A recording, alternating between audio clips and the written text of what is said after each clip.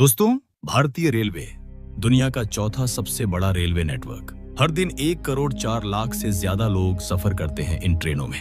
लेकिन क्या आप जानते हैं कि इस रेलवे के इतिहास में कुछ ऐसी भयानक दुर्घटनाएं हुई हैं जिन्होंने सैकड़ों परिवारों को तबाह कर दिया। आज मैं आपको ले जाऊंगा भारत की 10 सबसे दुखद ट्रेन दुर्घटनाओं की यात्रा पर। और ध्यान रखिएगा, नंबर 1 पर जो घटना है वो इतना दिल दहला देने वाला है कि आज भी उस नदी के किनारे रहने वाले लोग उस रात को भूल नहीं पाते। 800 से ज्यादा लोग एक ही रात में, और आज तक कई शव नहीं मिले। तो वीडियो को लास्ट तक देखिएगा, और अगर पहली बार चैनल पर आए हैं तो सब्सक्राइब जरूर कर लीजिए। चलिए शुरू करते हैं। नंबर 10, अमृतसर दशहरा ट्रेन त्रासदी।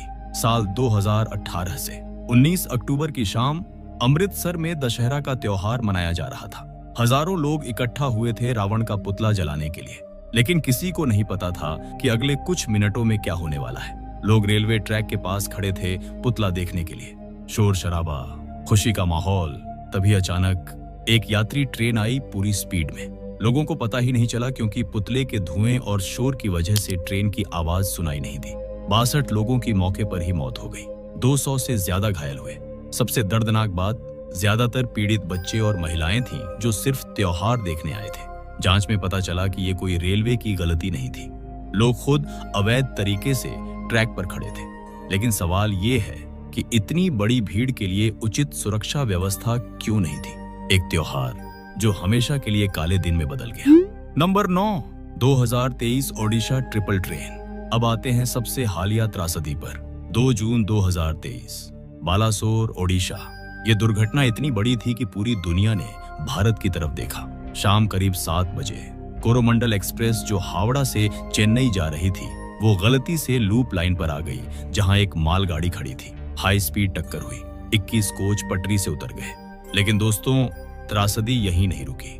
उसी समय विपरीत दिशा से बेंगलुरु हावड़ा सुपरफास्ट एक्सप्रेस आ रही थी। पटरी से उतरे कोचों ने उसे भी टक्कर मार दी। 3 ट्रेनें, एक भयानक श्रृंखला प्रतिक्रिया। 296 लोगों की मौत, 1200 से ज्यादा घायल। शव इतने बुरी तरह कुचले गए थे कि पहचान के लिए परिवारों को तस्वीरें देखनी पड़ी। कुछ शव तो इतने जले हुए थे कि पहचान ही नहीं हो पाई। जांच में पता चला सिग्नलिंग सिस्टम में खराबी थी। इलेक्ट्रॉनिक इंटरलॉकिंग फेल हो गया। लेकिन सवाल यह है कि इतने महत्वपूर्ण रूट पर कावच एंटी कोलिजन सिस्टम क्यों नहीं था? आधुनिकीकरण की बातें होती हैं, लेकिन जमीनी हकीकत कुछ और है। नंबर 8, ज्ञानेश्वरी एक्सप्रेस माओवादी हमला। 28 मई 2010 रात का 1:30 बजा था।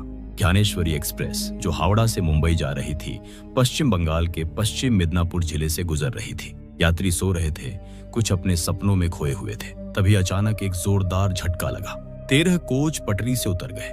लेकिन दोस्तों, यह कोई दुर्घटना नहीं थी। माओवादी आतंकवादियों ने रात के अंधेरे में रेलवे ट्रैक को तोड़ फोड़ कर नुकसान पहुंचाया था। उन्होंने रेल फास्टनर्स निकाल दिए थे, वो धातु क्लिप्स जो पटरियों को स्लीपर्स से जोड़ती हैं। ट्रेन तेज गति में थी और जैसे ही छेड़छाड़ किए गए हिस्से पर पहुंची, पटरी से उतर गई। और फिर सबसे भयानक चीज हुई, पटरी से उतरे कोच विपरीत ट्रैक पर आ गए और उसी वक्त एक मालगाड़ी वहां से गुजर रही थी। टक्कर हुई, धातु मुड़ गई, शव फंस गए, कोच कुचल गए। 148 लोगों की मौत, 200 से अधिक घायल। बचाव कार्यों में कई घंटे लग गए क्योंकि स्थान बेहद दूर दराज था।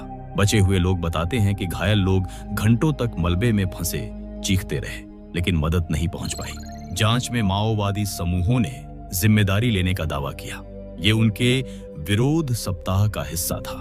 लेकिन सोचिए, एक राजनीतिक बयान के लिए 148 निर्दोष जिंदगियां, क्या यही न्याय है? नंबर 7, 2016 पुखराया पटरी से उतरना। 20 नवंबर 2016 रात के 3:10 इंदौर पटना एक्सप्रेस उत्तर प्रदेश के पुखराया के पास से गुजर रही थी। अचानक बिना किसी चेतावनी के 14 कोच पटरी से उतर गए। मेटल का ऐसा कहर बरपा कि कोच एक दूसरे के ऊपर चढ़ गए, कुछ पूरी तरह कुचल गए। जो दृश्य सुबह सामने आया वो किसी बुरे सपने से कम नहीं था। 146 लोगों की मौत, 200 से अधिक घायल। लेकिन असली त्रासदी तो पीड़ितों की पहचान में हुई। कई परिवारों को सही हालत में शव भी नहीं मिले। जांच में पाया गया कि ट्रैक में फ्रैक्चर था, रेल रखरखाव की कमी। लेकिन गहराई में जाओ तो पता चलता है फंड आवंटन की समस्या, स्टाफ की कमी, पुराने निरीक्षण तरीके, सिस्टम फेल होने की पूरी कहानी। रेलवे ने मुआवजा दिया, लेकिन क्या पैसा किसी की जान वापस ला सकता है? नंबर 6, समझौता एक्सप्रेस बम विस्फोट, 18 फरवरी 2007। समझौता एक्सप्रेस वो ट्रेन जो भारत और पाकिस्तान को जोड़ती थी। समझौता का मतलब है समझौता, दोस्ती। लेकिन उस रात जो हुआ वो सिर्फ नफरत की कहानी थी। रात करीब आधी रात के बाद ट्रेन पानीपत के पास दीवाना से गुजर रही थी। अचानक 2 कोचों में आईडी बम फट गए। आरडीएक्स विस्फोटकों से भरे सूटकेस, टाइमर डिवाइस के साथ आग तुरंत भड़क उठी। यात्री जो सो रहे थे उन लोगों को बाहर निकलने का मौका भी नहीं मिला। खिड़कियां सील थीं, दरवाजे गर्मी से जाम हो गए। लोग जिंदा जल रहे थे और बाहर नहीं निकल पा रहे थे। 68 लोगों की मौत, ज्यादातर पाकिस्तानी नागरिक जो अपने रिश्तेदारों से मिलने भारत आ रहे थे। 12 घायल। लेकिन दोस्तों, असली त्रासदी तो बाद में शुरू हुई। शव इतने बुरी तरह जले हुए थे कि पहचान लगभग असंभव हो गई। 15 शवों की तो पहचान ही नहीं हो पाई। कुछ परिवारों को गलत शव मिले। डीएनए परीक्षण ठीक से नहीं हुआ। जांच कई सालों तक चली। पहले इस्लामवादी समूहों को दोषी ठहराया, फिर हिंदू उग्रवादी समूहों को। 2019 में अदालत ने सभी आरोपियों को बरी कर दिया, सबूतों की कमी की वजह से। आज 2026 में मामला अभी भी विवादास्पद है। न्याय अभी भी लंबित। परिवार अभी भी जवाबों का इंतजार कर रहे हैं। नंबर 5, गैसल ट्रेन आपदा, 2 अगस्त 1999। पश्चिम बंगाल का गैसल स्टेशन, एक छोटा सा दूरदराज स्टेशन जहां आमतौर पर कुछ नहीं होता, लेकिन उस रात जो हुआ वो इतिहास बन गया। ब्रह्मपुत्र मेल पूरी गति में आ रही थी। उसे आगे बढ़ने के लिए हरा सिग्नल मिला था, लेकिन उसी ट्रैक पर अवध असम एक्सप्रेस पहले से खड़ी थी। सिग्नलिंग त्रुटि की वजह से दोनों ट्रेनों को हरा सिग्नल मिल गया। नतीजा, आमने सामने की टक्कर। दोनों ट्रेनों की रफ्तार इतनी थी कि टक्कर से कोच पूरी तरह नष्ट हो गए। धातु, शव, सामान सब एक दूसरे में फंस गए। 290 लोगों की मौत, 300 से अधिक घायल। ज्यादातर पीड़ित आर्मी, बीएसएफ और सीआरपीएफ के जवान थे जो ड्यूटी पर जा रहे थे। जो लोग देश की रक्षा के लिए जा रहे थे वो खुद सुरक्षित नहीं रह पाए। जांच में सामने आया मानवीय गलती और पुरानी सिग्नलिंग प्रणाली। दोनों ट्रेनें एक ही ट्रैक पर विपरीत दिशा से पूरी रफ्तार में। ये सिर्फ दुर्घटना नहीं थी, ये सिस्टम की पूरी विफलता थी। नंबर 4, पेरुमन ब्रिज त्रासदी, 8 जुलाई 1988। केरल का क्विलोन जिला। आइलैंड एक्सप्रेस जो बेंगलुरु से तिरुवनंतपुरम जा रही थी। ट्रेन अष्टमुड़ी झील के ऊपर बने पेरुमन ब्रिज को पार कर रही थी। मानसून का मौसम था, झील पानी से लबालब भरी हुई थी। अचानक ट्रेन पटरी से उतर गई। 10 कोच सीधे झील में गिर गए। पानी का बहाव तेज था, कोच तुरंत डूबने लगे। यात्री अंदर फंसे हुए थे। खिड़कियों से पानी भरने लगा। अफरा तफरी, चीखें और फिर सन्नाटा। 105 लोगों की मौत। शवों को बरामद करना बेहद मुश्किल था क्योंकि झील में दृश्यता शून्य थी। कुछ शव तो कभी मिले ही नहीं। कारण, जांच में पाया गया कि ट्रैक के संरेखण में समस्या थी और ट्रेन के पहिए भी खराब थे। उचित रखरखाव नहीं किया गया था। एक और सिस्टम फेलियर जिसकी कीमत निर्दोष लोगों ने चुकाई। नंबर 3, फिरोजाबाद रेल टक्कर। दोस्तों, अब आते हैं 20 अगस्त 1995 की भयानक रात पर। फिरोजाबाद, उत्तर प्रदेश। दिल्ली कानपुर रूट पर 2 ट्रेनें, कालिंदी एक्सप्रेस और पुरुषोत्तम एक्सप्रेस। करीब 2200 यात्री सवार थे दोनों ट्रेनों में। ज्यादातर लोग गहरी नींद में थे। कालिंदी एक्सप्रेस आगे जा रही थी। अचानक एक नीलगाय बड़ा हिरण ट्रैक पर आ गया। ड्राइवर ने आपातकालीन ब्रेक लगाए। ट्रेन रुक गई, लेकिन ब्रेकिंग सिस्टम खराब हो गया। ट्रेन वहीं खड़ी रह गई बीच ट्रैक पर। अब समझिए स्थिति। रात का 2:55 बजा है, अंधेरा है और एक ट्रेन बीच में रुकी हुई है। उसके पीछे से पुरुषोत्तम एक्सप्रेस आ रही है 70 किलोमीटर प्रति घंटा की गति में। सिग्नलिंग सिस्टम ने भी धोखा दे दिया। पुरुषोत्तम एक्सप्रेस को हरा सिग्नल मिल गया। ड्राइवर को पता ही नहीं चला कि आगे ट्रेन खड़ी है। और फिर टक्कर इतनी जबरदस्त थी कि कालिंदी एक्सप्रेस की आखिरी 3 कोच पूरी तरह नष्ट हो गई। पुरुषोत्तम एक्सप्रेस का इंजन और पहली 2 कोच पटरी से उतर गई। धातु का ऐसा मुड़ा हुआ जाल बन गया कि बचाव कर्मियों को समझ नहीं आया कहां से शुरू करें।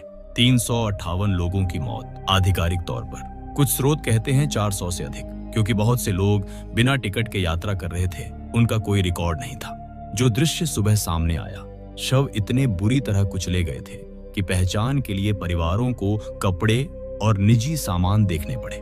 कई परिवारों को तो पता ही नहीं चल पाया कि उन्हें जो शव मिला वो सच में उनके अपने का है या नहीं। ये भारत का दूसरा सबसे घातक ट्रेन हादसा है और सबसे दुखद बात, ये पूरी तरह रोका जा सकने वाला था। अगर उचित सिग्नलिंग सिस्टम होता, एंटी कोलिजन डिवाइस होते तो 358 जिंदगियां बच सकती थी। नंबर 2, नेल्लोर ट्रेन आग। 30 जुलाई 2012 सुबह करीब 4 बजे नई दिल्ली से चेन्नई जा रही एक ओवरनाइट यात्री ट्रेन आंध्र प्रदेश के नेल्लोर के पास से गुजर रही थी। ज्यादातर यात्री गहरी नींद में थे। अचानक S11 कोच में आग लग गई। स्टेशन कर्मचारी ने देखा और अलार्म बजाया। ट्रेन तुरंत रोकी गई और जलते हुए कोच को अलग कर दिया गया ताकि आग बाकी ट्रेन में न फैले। लेकिन दोस्तों, तब तक बहुत देर हो चुकी थी। रेलवे कोच कितनी जल्दी आग पकड़ती है। फोम सीटें, सिंथेटिक सामग्री, कुछ ही मिनटों में पूरी बोगी आग का गोला बन गई थी। 47 लोगों की मौत हो गई। कुछ अपने सोने वाली बर्थ में ही जिंदा जल गए। बचे हुए लोग बताते हैं कि कोच का एक दरवाजा पहले ही आग में घिर गया था, तो सभी को दूसरे सिरे से निकलना पड़ा। अफरा तफरी में लोग गिर रहे थे, धक्का मुक्की हो रही थी। जांच में 2 सिद्धांत सामने आए। कुछ कहते हैं कि बिजली के शॉर्ट सर्किट से आग लगी, लेकिन कुछ यात्रियों ने कहा कि उन्होंने विस्फोट जैसी आवाज सुनी थी। एक केरोसिन का कैन भी मिला था जिससे तोड़ फोड़ के शक उठे, लेकिन आज तक यह पुष्टि नहीं हो पाई कि असली कारण क्या था। एक और रहस्य जो अधूरा रह गया। नंबर 1, बिहार ट्रेन आपदा। और अब दोस्तों आ गए हम नंबर 1 पर। 6 जून 1981, वो तारीख जो भारतीय रेलवे के इतिहास में सबसे काले अक्षरों में लिखी गई है। बिहार का मनसी सहरसा रूट, मानसून का मौसम था। बागमती नदी पूरे बहाव में थी। बारिश से सूजी हुई, गाद भरे पानी से भरी एक 9 डिब्बों वाली यात्री ट्रेन इस रूट पर जा रही थी। आधिकारिक तौर पर तो 800 यात्री बताए गए, लेकिन हकीकत में करीब 1000 से अधिक लोग थे। क्योंकि दोस्तों, उस जमाने में लोग छतों पर, फुटबोर्ड पर, हर जगह सवार होते थे। ट्रेन में थे दिहाड़ी मजदूर अपनी रोजी रोटी के लिए जा रहे थे, परिवार अपने रिश्तेदारों से मिलने, बच्चे अपने माता पिता के साथ। 4 बड़ी शादी की बारातें भी थीं ट्रेन में, खुशियों से भरी, सपनों से सजी। दोपहर का समय था, बारिश तेज हो रही थी, पटरियां पानी से फिसलन भरी हो गई थी। ट्रेन बागमती नदी के ऊपर बने पुल की तरफ बढ़ रही थी और तभी जो हुआ वो आज तक विवादित है। कुछ कहते हैं एक गाय ट्रैक पर आ गई। चालक ने गाय को बचाने के लिए जोरदार ब्रेक लगाए। गीली पटरियों पर ट्रेन फिसल गई। कुछ कहते हैं चक्रवात जैसी हवाएं चल रही थीं जिसने ट्रेन को धक्का दिया। कुछ कहते हैं ब्रेक फेल हो गया, लेकिन जो पुष्टि है वो ये, आखिरी 7 कोच पुल से सीधे नीचे बागमती नदी में गिर गई, 150 फीट की ऊंचाई से। कुछ ही सेकंड में पानी में डूब गई। नदी का पानी मटमैला था, दृश्यता शून्य। मानसून की वजह से धारा तेज थी। कोच डूबते गए और उनके साथ सैकड़ों लोग। कुछ ने खिड़कियां तोड़कर निकलने की कोशिश की, लेकिन पानी का दबाव इतना था कि बाहर निकलना असंभव था। मदद पहुंचने में घंटे लग गए क्योंकि स्थान बहुत दूर दराज था। जब बचावकर्मी पहुंचे तो सामने था सिर्फ बहता हुआ पानी। दृश्यता इतनी कम कि समझ नहीं आ रहा था कि नदी कहाँ है और डूबी हुई रेलवे कहाँ। ग्रामीणों ने मदद करने की कोशिश की, रस्सियों से, जो भी नावें उपलब्ध थीं उनसे, लेकिन नदी का बहाव इतना शक्तिशाली था कि कुछ ज्यादा नहीं कर पाए। दिन बीतते गए, शव धीरे धीरे बाहर आने लगे, 2-3 के समूहों में। कई तो नीचे की धारा में मीलों दूर पाए गए। नदी ने अपने मृतकों को आसानी से नहीं छोड़ा। 20,000 से अधिक रिश्तेदार नदी के किनारे इकट्ठा हो गए, रोते हुए, चीखते हुए, अपनों को ढूंढते हुए। जो शव बाहर आ रहे थे वो इतने सड़े गले थे कि पहचान करना लगभग असंभव था। लाउड स्पीकर लगाए गए थे जो घोषणा कर रहे थे, हर शव के लिए 3 रुपये इनाम। 5 से 6 दिन बाद सरकार ने शव बरामदगी के प्रयास बंद कर दिए। आधिकारिक मृत्यु संख्या घोषित की गई 235, लेकिन दोस्तों असली संख्या कहीं ज्यादा थी। अनुमान कहते हैं 500 से 800 के बीच, कुछ तो कहते हैं 1000 तक। सटीक संख्या कभी पता नहीं चल पाई क्योंकि सही यात्री सूची थी ही नहीं। बहुत से लोग बिना टिकट के यात्रा कर रहे थे। सैकड़ों शव कभी बरामद ही नहीं हुए। नदी उन्हें अपने साथ बहा ले गई। आज भी 40 से अधिक साल बाद बागमती नदी के किनारे रहने वाले बुजुर्ग उस दिन को याद करते हैं। परिवार, कुछ को तो अपने प्रियजनों के शव भी नहीं मिले सही अंतिम संस्कार के लिए। कुछ आज भी इंतजार करते हैं। शायद कोई चमत्कार हो, शायद कोई बच गया हो। ये सिर्फ एक ट्रेन दुर्घटना नहीं थी दोस्तों, ये था खराब बुनियादी ढांचे का नतीजा। अपर्याप्त सुरक्षा उपायों का परिणाम और हमारी प्रणाली की पूरी विफलता। तो दोस्तों, ये थी भारत की कुछ सबसे दुखद ट्रेन दुर्घटनाएं। हर कहानी के पीछे हैं सैकड़ों परिवार जो आज भी अपने प्रियजनों को याद करते हैं। हर घटना हमें याद दिलाती है कि सुरक्षा और जवाबदेही कितनी जरूरी है। अगर आपको यह वीडियो जानकारीपूर्ण लगा हो तो वीडियो को लाइक करें और चैनल को सब्सक्राइब करना न भूलें। धन्यवाद।